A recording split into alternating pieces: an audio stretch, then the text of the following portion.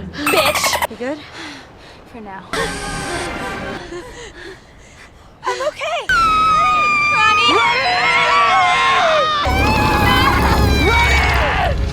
The movie begins with a group of friends having a blast at the beach, taking photos and videos. One of them, Mitch, suggests they put away their phones to fully enjoy the moment and to keep them from spreading gossip with compromising videos from that night.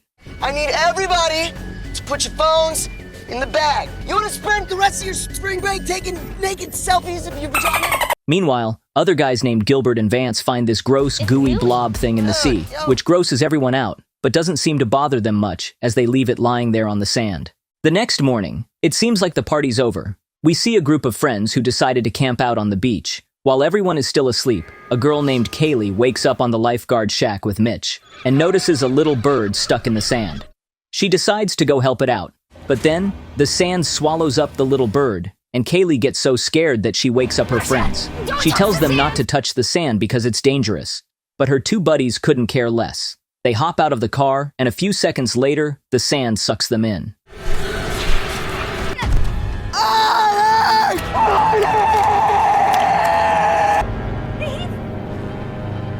After that scary incident, everyone panics. Somebody want to tell me what the fuck just happened? Mitch tries to calm them down, saying they can call for help using their phones. But Kaylee points out that it won't work because all their phones are in the car. They realize that nobody's coming to rescue them for now, so they need to figure out a way to get off the beach. Whatever is in the sand seems to only eat flesh since there are various objects on the beach that it hasn't touched. So, while the others are trying to come up with a plan to stay alive, Kaylee cautiously reaches her hand toward the sand and notices some transparent threads coming out. Just watch.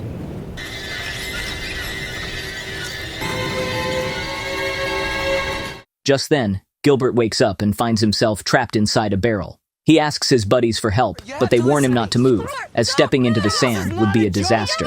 Jam's in a fucking trash can, asshole! Help me out of here! As the gang is getting burnt by the sun, Kaylee tosses them a bottle of sunscreen, SPF 50. Perfect for dealing with the crisis of almost being eaten by the sand.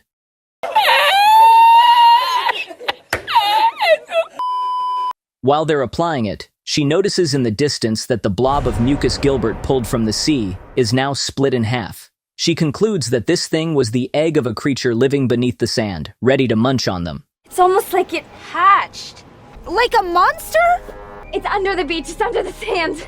After this theory, Kaylee decides she wants to know how big the creature is. So she grabs some sausages and starts chucking them towards the sand. This way, they can see how big the critter is. But Chanda tells her to stop because sausages are their only food left. But Kaylee couldn't care less and keeps throwing them. After a few seconds, the gang gets excited to see that one sausage didn't sink, meaning the monster hasn't reached that spot yet. That's it. That's how far it is. Yes! Now, the only problem is, the gang doesn't know how to get to that side of the beach because it's too far. But just then, a light bulb goes off in Jonah's head. He says he'll use the surfboards as a bridge to reach the spot across from them. As he's making her way, the darn board starts slipping, and Jonah has to grab onto the edge of the table. But as it keeps slipping, his stomach gets too close to the sand, and the transparent threads stick to him like glue. Just when we thought Jonah was a goner, he manages to climb onto the table. There, he finds a backpack full of food. It slips from his hand, but it turns out to be a blessing in disguise because he realizes the banana didn't get affected because it fell on the part where they made the campfire. So, he jumps over to that part of the sand, unharmed, and tells his friends that the monster doesn't go near the hot parts of the sand. But as he finishes saying that, the wound on his stomach starts bleeding heavily, and Jonah has to go back to the table to lie down. On the other hand, Chanda and Ronnie notice that the surfboards are moving by themselves, which means the monster is growing. And just to make things worse, they realize the creature is trying to eat the car they're in. So Ronnie tells Chanda he's going to try to open the car trunk because his phone is in there, but his friend tells him not to do it. But he kinda knows they don't have another option. She grabs a stick and tells Ronnie to hold on to it, and when he does, she carefully opens the trunk. But just then, a patrol car arrives at the beach, so Ronnie gets distracted and accidentally crushes his fingers with the trunk. So the guys ask the police for help, but since the officer thinks they're drunk, he says he's going to arrest them. Don't bullshit me. I know when people are on drugs. When he gets out of the car, the guys are surprised to see that the sand didn't swallow them. As the cop is walking over, we see that the reason he's been safe is because the transparent threads can't stick to his shoes. When the officer gets close to Jonah, he asks him for help, but the cop just comments on how gross his wounds look. Is that pus? There's nothing more disgusting than pus. Then he tells Kaylee he'll take them to the station. You need to listen to us, okay? Enough. I can't even look at you with your shorts. I can't. Not make me use force, ma'am! As he reaches for his handcuffs, he accidentally drops the patrol car keys. As he bends down to pick them up, the sand grabs hold of him. Kaylee tells him to use pepper spray to scare it away, and strangely enough, it works. After spraying the pepper spray, the cop manages to pull his arm out, but to his horror, he sees that the monster has eaten half of it. Oh God, my arm! He lets out a loud scream and then collapses onto the sand. A few seconds later, the creature devours the cop entirely.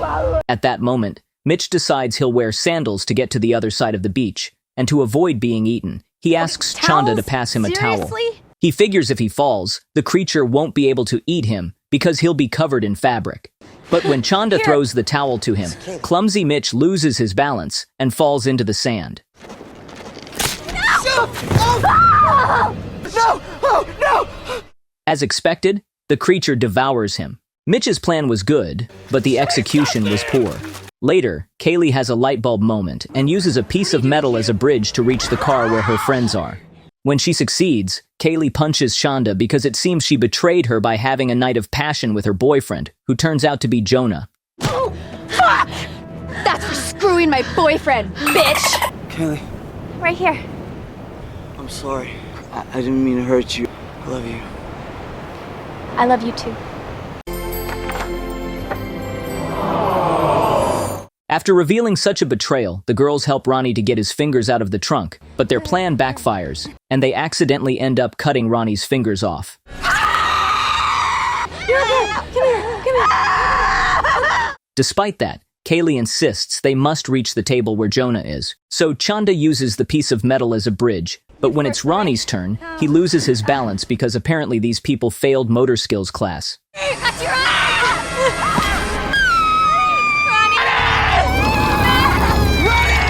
Meanwhile, Chanda wraps some fabric bags around her feet, and then dashes like crazy towards the car on the other side of the beach. Gilbert gets super excited and gives a little jump, but by doing that, he agitates the monster, and it starts crushing the barrel with its transparent tentacles. While they're screaming, the creature breaks the barrel from underneath, and goodbye, Gilbert, you'll be missed.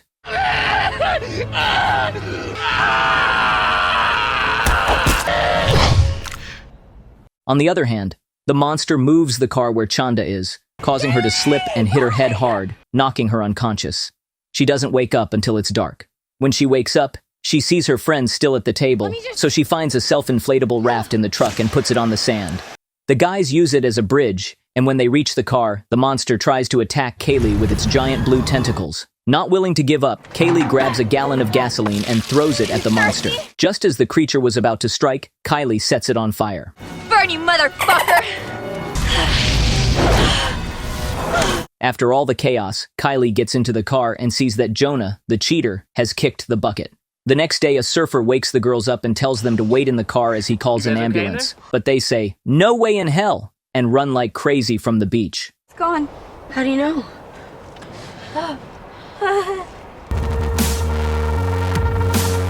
In the end, we see the monster still alive and even bigger, ready to attack another beach. And that's how this movie ends. If you enjoy these recaps, don't forget to subscribe to the channel and hit the notification bell for more of our videos. See you next time.